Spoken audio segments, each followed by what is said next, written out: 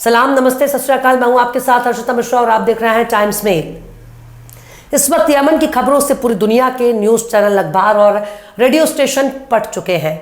खबरों के शोर में फलस्तीन और यमन की वारदात को भुलाया नहीं जा सकता, लेकिन तेल और गैस के सबसे बड़े नेचुरल रिसोर्स से मालामाल इस इलाके पर कब्जे के लिए बरसों से खामोश जंग चल रही है। मिडिल ईस्ट में खामोश तरीके से सत्ता बदल जाती है, अपने मनपसंद लोगों को सत्ता में बैठाया जाता है। यहाँ अरब के तमाम देश नजर आएंगे जिनकी जबान अरबी है और दिल में अमेरिका के लिए कूट कूट कर मोहब्बत भरी हुई है। अरब के नेता सब कुछ छोड़ सकते हैं पर अमेरिका की यारी को किसी भी हाल में नहीं खोना चाहते। लेकिन इसी अरब का एक बड़ा हिस्सा बीते साल अक्टूबर से ही सुलग रहा है। फलस्तीन का गजा इलाका पूरी तरह से तबाह हो चुका है। वहां भुखमरी का आलम है, लोग इलाज कराने के लिए तरस रहे हैं, पर गजा में अस्पतालों पर ही खतरा मंडरा रहा है। लोग बिना इलाज ही तड़प तड़प कर मारे जा रहे हैं। जुब्बे वाले अमेरिका की गोद में बैठकर अमन की दुआ ही दे रहे हैं, पर एक ऐसा देश भी इसी अरब की जमीन पर मौजूद है जो खुलकर इजराइल के खिलाफ जंग का ऐलान कर चुका है। उस मुल्क का नाम है यमन। यमन के बगल में सऊदी अरब है और यमन समंदर की गोद में बैठा है। चप्पल और लुंगी में नजर आने वाले अंसारुल्लाह के सैनिकों को दुनिया में हूती के नाम से जाना जाता है, जिन्होंने यमन के बहुत बड़े हिस्से पर अपनी हुकूमत कायम कर रखी है। और यही हूतियों की सेना इस वक्त इजराइल और उसके चाहने वाले अमेरिका, ब्रिटेन की आंख में नासूर बन चुके हैं।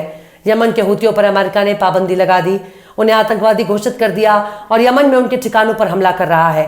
बाकायदा अमेरिका और ब्रिटेन ने जनवरी से ही हूतियों के मिलिट्री ठिकानों पर हमला किया, पर अब हूतियों ने ही अमेरिका और ब्रिटेन के अंदाज में जवाब देना शुरू कर दिया। यमन की हूती सरकार ने लाल सागर में इजराइल के साथ साथ अब अमेरिका और ब्रिटेन के जहाजों की एंट्री बैन कर दी है। यानी इजराइल, अमेरिका और ब्रिटेन अब लाल सागर में एंट्री नहीं कर सकेंगे। अमेरिका और ब्रिटेन इस वक्त इजराइल के सबसे बड़े मददगार के तौर पर खड़े हैं। यमन ने अब तक केवल इजराइल पर रोक लगाई थी, लेकिन अब अमेरिका और ब्रिटेन ने यमन के हूतियों पर हमले शुरू कर दिए।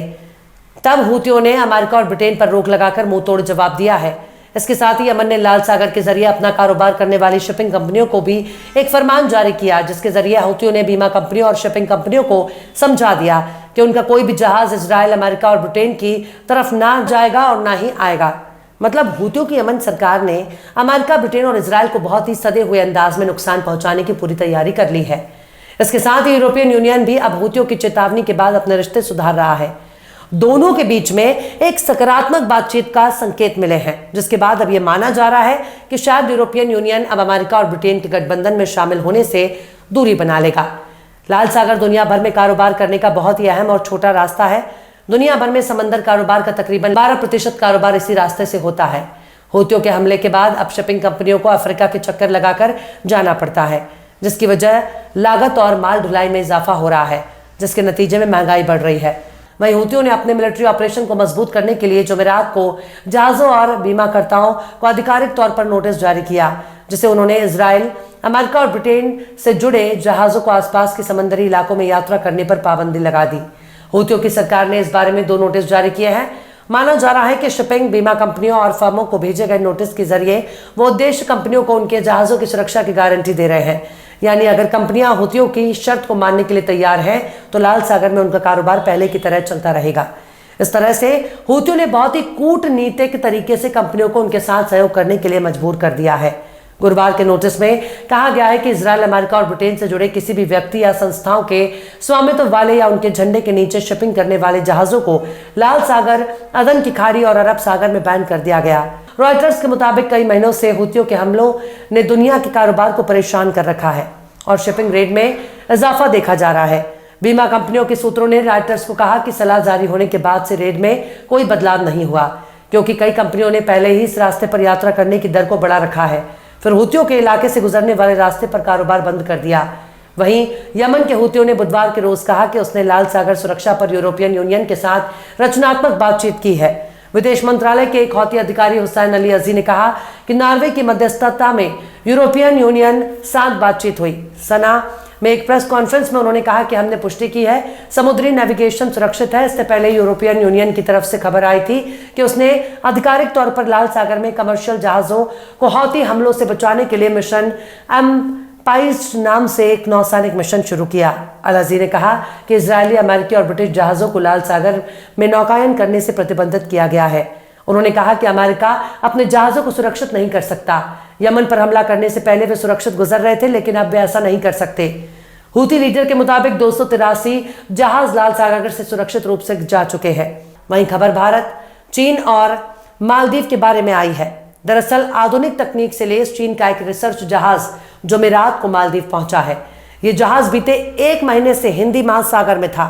मीडिया रिपोर्ट्स के मुताबिक चीन के जहाज शियांग यांग होंग 3 मालदीव उसी दिन पहुंचे हैं, जब भारत और श्रीलंका के तटरक्षीय जहाज भी सैन्य अभ्यास के लिए इस इलाके में पहुंचे हैं। भारत ने हिंद महासागर में इस जहाज को लेकर पहले भी चिंताएं व्यक्त की थी और श्रीलंका से इस जहाज को कोलंबो पोर्ट पर रुकने से मना करने के लिए दबाव डाला था। मोइज़ू को चीन समर्थक माना जाता है। बीते साल नवंबर में मोइज़ू मालदीव के राष्ट्रपति बने थे। मोइज़ू ने चुनावों में इंडिया आउट का नारा दिया था। मालदीव में राष्ट्रपति बनने के बाद मोइज़ू अब तक भारत के दौरे पर आते रहे हैं, लेकिन मोइज़ू ने अब तक भारत का दौरा नहीं किया है। उन्होंने बीते दिनों चीन का अपना पहला आधिकारिक दौरा किया था। इससे पहले वो बीते साल नवंबर में तुर्की के राष्ट्रपति रजब तैयब एर्दोगान की दावत पर तुर्की पहुंचे थे। लेकिन चीनी जहाज के बारे में अमेरिका के थिंक टैंक ने आरोप लगाया है कि चीन जिसे वैज्ञानिक रिसर्च वाला जहाज बता रहा है, वो दरअसल समंदर से डेटा जुटा रहा है। बीबीसी के मुताबिक थिंक टैंक ने कहा था कि यह जहाज सैन्य मकसद खासकर पनडुब्बियों के बारे में डेटा को जुटा रहा है। हालांकि चीन इन इल्जामों को खारिज किया है। उसका कहना है कि यह जहाज समंदर से संबंधित संयुक्त राष्ट्र के कानून के तहत ही काम कर रहा है।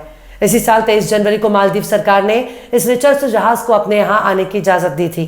वहीं मालदीव के विदेश मंत्रालय का कहना था कि यह जहाज मालदीव के जल क्षेत्र में रहते हुए किसी तरह के रिसर्च के काम को अंजाम नहीं देगा।